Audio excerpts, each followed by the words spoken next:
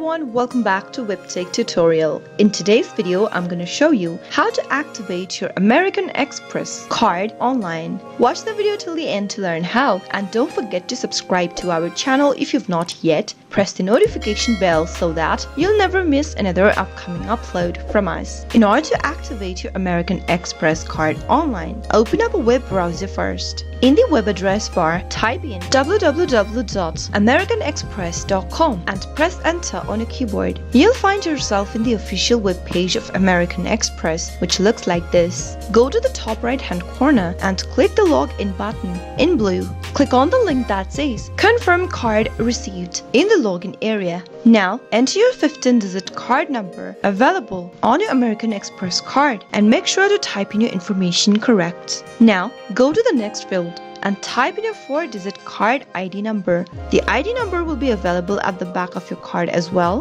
Finally, click on the confirm button in order to activate your American Express card online. You'll need to verify your identity on the next page, and once you go through that, you'll be able to activate your card. That was how you can easily activate your American Express card online using your desktop. I hope the tutorial was helpful to you. If it was, go ahead and give us a thumbs up. I'll soon be back with more videos like this. Thank you for watching.